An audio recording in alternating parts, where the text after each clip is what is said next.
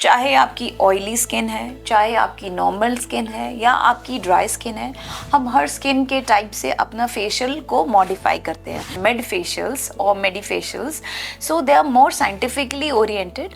वही facials are more scientifically oriented. आजकल हम उन्हें एस्थेटिक्स क्लिनिक्स में बहुत ज़्यादा यूज़ करते हैं। क्रीम फेशियल्स कैन अक्सर lead two things like acne.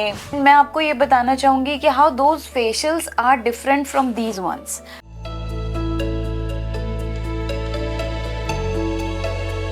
Hello and नमस्ते इंडिया। मैं शालिनी शंगीरा कैमिल फाउंडेशन से एक बार फिर से हाजिर हूँ इसी दुआ के साथ कि फिट रहे इंडिया ताकि हिट रहे India.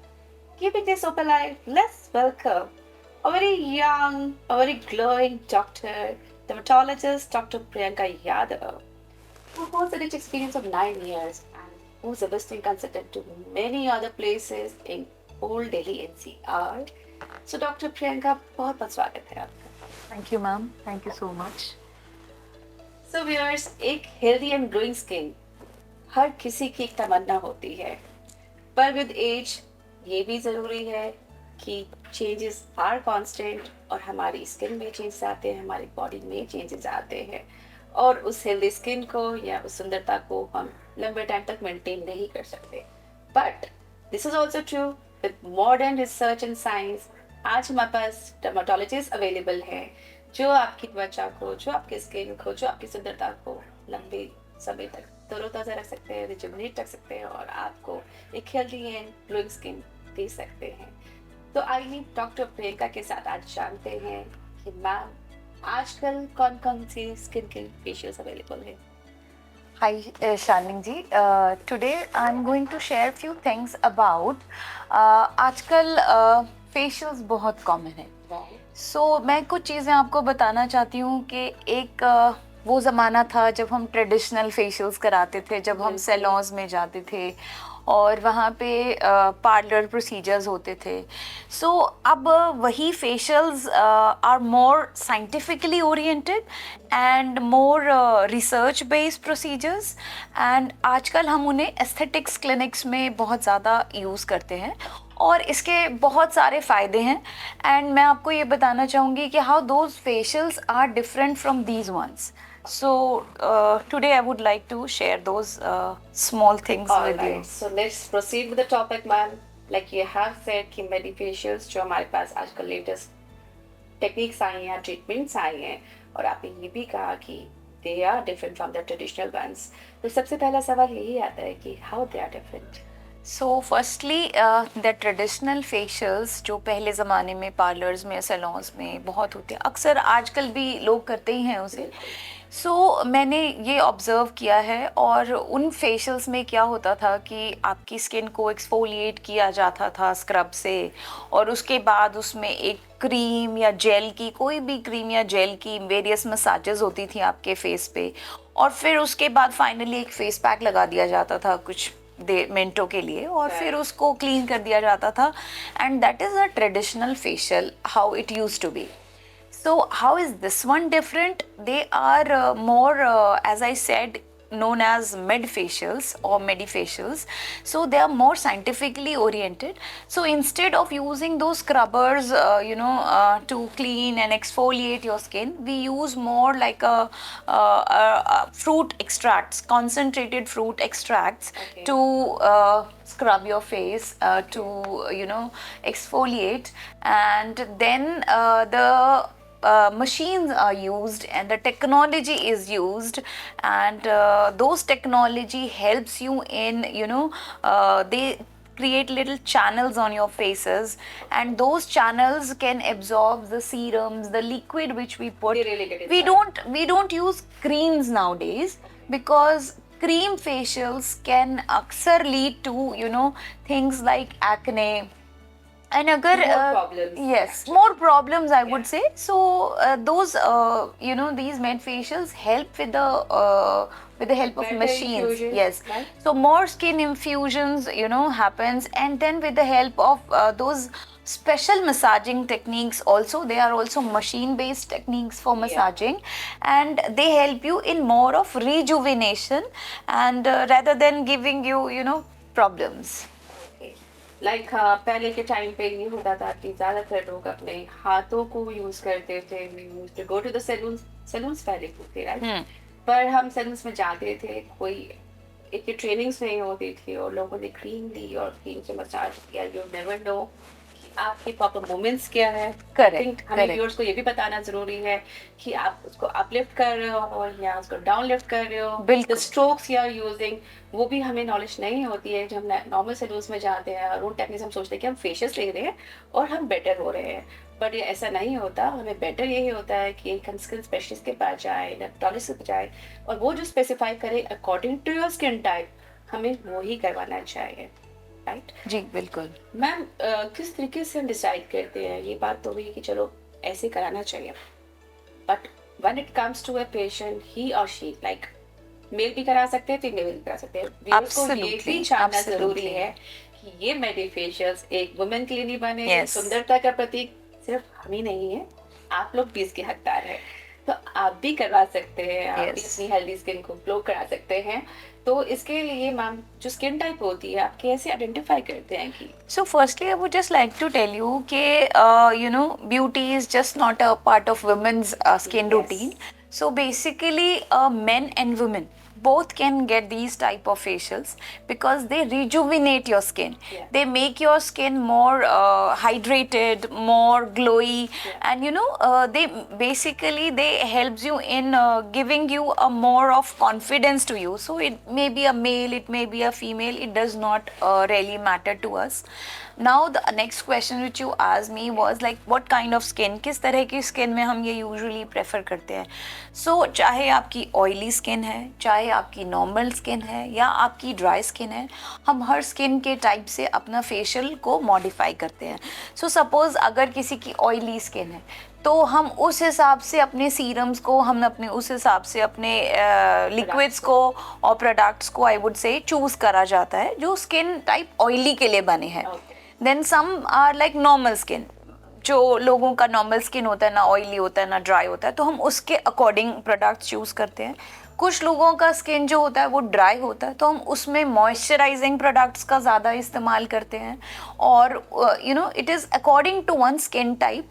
And how I would just like to tell you कि हम स्किन टाइप डिसाइड कैसे कर सकते हैं.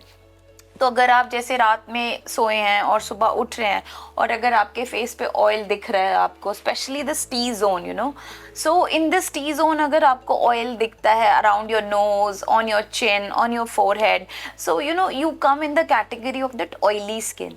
Supposedly if your skin is neither oily nor dry, you generally are like आपके फेस पे ना ऑयल दिखेगा, ना आप बहुत ज़्यादा खिंचाव महसूस करेंगे और एकदम आपकी नॉर्मल स्किन होगी. सो उसको हम नॉर्मल स्किन की कैटेगरी में डालते हैं. ड्राई स्किन वाले जो लोग होते हैं उनकी त्वचा अक्सर खुश्क होती है, ड्राइनेस मिलेगी, स्केलीनेस होगी या उनको हमेशा खिंचाव महसूस होता है. So this is how we identify the skin types and then accordingly we modify हमारे प्रोडक्ट्स का यूज़ उस स्किन टाइप के लिए. आई थिंक डॉक्टर प्रियंका के माध्यम से हमें ये भी पता चला कि हम लोग भी अपनी स्किन को आइडेंटिफाई कर सकते हैं बहुत इजीली. अगर मैम ने जो बताया है हम उन चीज़ों को नोटिस करें कि कौन सा एरिया हमारा कब ऑयली दिखाई देता है या ड्राई दिखाई देता है या वो हमारे को ईची लग रहा है या स्क्रैची लग रहा है, तो you get to know either it's oily combination और सिस्टम, राइट. तो मैम नेक्स्ट क्वेश्चन कम्स कि उन केसेस में जिनको हाइपर पिगमेंटेशन होती है या एक्ने होता है स्किन में या मेलास्मा होता है, उन केसेस में मेडिफेशियल्स के रिजल्ट्स कैसे आते हैं? So let us also tell you one thing that these are rejuvenating facials. All right. These are hydrating facials. Okay. They definitely give glow on your face. Okay. But if you do in a continuously, our skin has a skin cells have a lifespan of around 21 days. तो हर 21 दिन बाद या हर 3 हफ्ते बाद हमारी skin के जो old sales होते हैं वो डाई डाउन हो जाते हैं और वो अपने आप हमारी स्किन से या बॉडी से रिमूव हो जाते हैं. सो न्यू सेल्स आते हैं. सो अगर हम इसको हर महीने के जैसे एक रूटीन थेरेपी जैसे लें तो डेफिनेटली लॉन्ग टर्म यूज़ से हमें पिगमेंटेशन में थोड़ी सी राहत मिलेगी। बट एज सच अगर आप मुझसे ये पूछना चाहते हैं कि क्या ये ट्रीटमेंट है मेलाज़्मा के लिए या ये ट्रीटमेंट है हाइपर पिगमेंटेशन के लिए, तो I would like to tell you this is not the first line of management या पहला ट्रीटमेंट नहीं है ये मेलाज़्मा के लिए। बट डेफिनेटली अगर आपका मेलाज़्मा अंडर कंट्रोल है, आप मेडिसिन ले रहे हैं या और ट्रीटमेंट आपके साथ में चल रहे हैं, तो this can add as a booster, it can just act as a rejuvenator to you. Great viewers, तो मैम ने आपके एक सवाल का और जवाब दे दिया है कि इफ यू आर कंसिडरिंग कि आपको हाइपरपिगमेंटेशन है, मेलाज़्मा है, एक्ने है और हम मेडिफेशियल की तरफ जा रहे हैं, तो आप उस पर प्रॉमिस कर सकते हैं, but this is step towards rejuvenation ma'am ने बोला, this is step towards the healthy skin, glowing skin, start with it. तो मैम कुछ केसेस में क्या हमारे कुछ साइड इफेक्ट्स भी आती है while going for the medifacial? Okay, so I would also like to bring it before side effects. There are few people जिसमें हम ये usually at that point of time नहीं कर सकते हैं. Supposedly अगर किसी को active acne है या किसी को कोई भी इन्फेक्शन है या किसी को कोई भी प्रॉब्लम है फेस पे या रेडनेस ज़्यादा है या बहुत ज़्यादा एक्सफोलिएट हो रही है उसकी स्किन या कोई रैशेस हैं, तो इन फेशियल्स को उस दौरान पे डेफिनेटली अवॉइड करना चाहिए। उससे पहले हमें इसका एक मेडिकल मैनेजमेंट कराना चाहिए किसी भी डर्मेटोलॉजिस्ट से मिलके, और अगर हमारी स्किन नॉर्मलाइज होती है उसके बाद हम इसे एज अ रिजुविनेशन के लिए अपनी रूटीन थेरेपी के लिए ऐड कर सकते हैं। और साइड इफ़ेक्ट की जहाँ तक बात है तो इन फेशियल्स का कोई साइड इफ़ेक्ट नहीं है। So they are just adding, like a normal skincare routine to your, to your forte, So अगर आप इस तरह से देखें कि आप घर पे बैठ के एक्सफोलिएट कर रहे हैं, कहीं हम दूध लगा रहे हैं, मलाई लगा रहे हैं, दही लगा रहे हैं, वेरियस घरेलू नुस्खे जो हम अक्सर विमेंस करते हैं, किसी ने बता दिया बेसन लगा लो, दाल लगा लो, so they are natural scrubbers, which we use.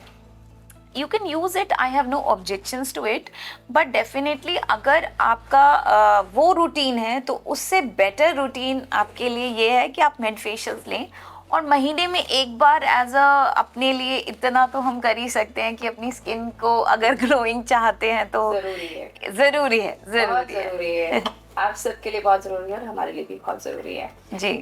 तो डॉक्टर प्रियंका, जब मेडिफेशियल्स के लिए जाते हैं तो उसमें कोई ऐसा होता है कि बिफोर एंड आफ्टर केयर भी आप रिकमेंड करते हैं? हमारे इनके जो प्री केयर और पोस्ट केयर रूटीन होते हैं, सो अगर आप कोई भी एक्टिव इंग्रेडिएंट्स यूज़ करते हैं, एक्टिव इंग्रेडिएंट जैसे कि विटामिन सी, जैसे कि रेटिनॉल, जैसे कि AHA BHAs, अगर आप ये रूटीनली अपने रूटीन केयर में यूज़ करते हैं तो आई वुड सजेस्ट कि अगर आपको मेड फेशियल्स कराने हैं तो कम से कम भी 1 से 2 दिन पहले आप उनको बंद कर दीजिए, और जब आप फेशियल्स ले लें उसके बाद हम अपने एक्टिव प्रोडक्ट्स को अगेन कम से कम 3 दिन के लिए ना यूज़ करें।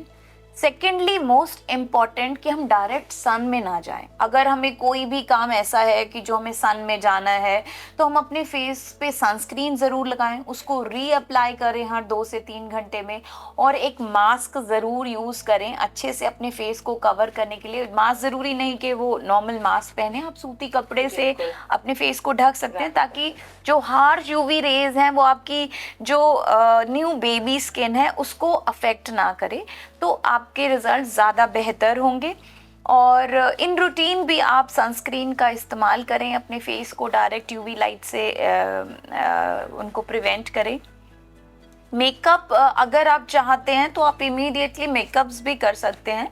सो अगर किसी का रूटीन इस तरह से है कि उन्हें मेकअप करना ही है और उसके बिना नहीं काम चलेगा उनका, सो आप इन फेशियल्स के नेक्स्ट डे आप बिल्कुल मेकअप कर सकते हैं, कोई प्रॉब्लम नहीं होगी आपको। True.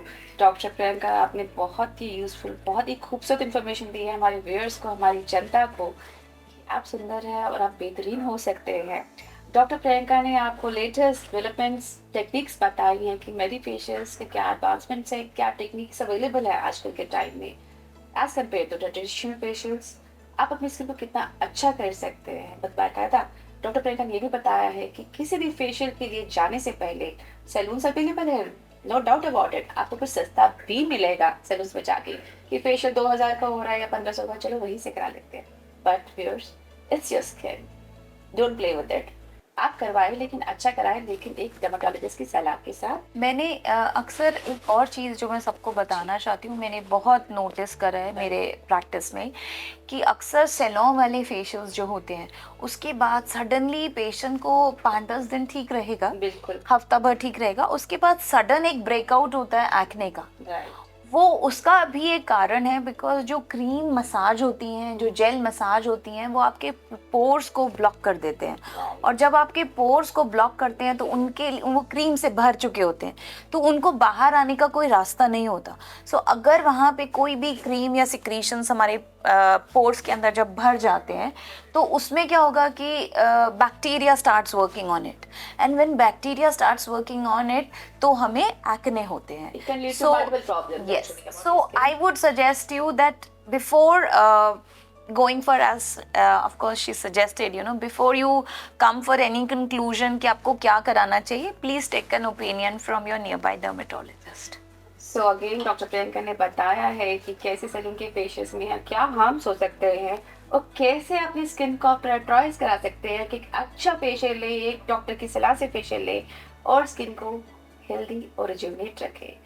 So viewers, keep smiling, stay connected with Carmen to stay healthy. Thank you, Dr. Priyanka, for giving precious time and Thank you sharing so knowledge much. with us. Thank you so much. viewers.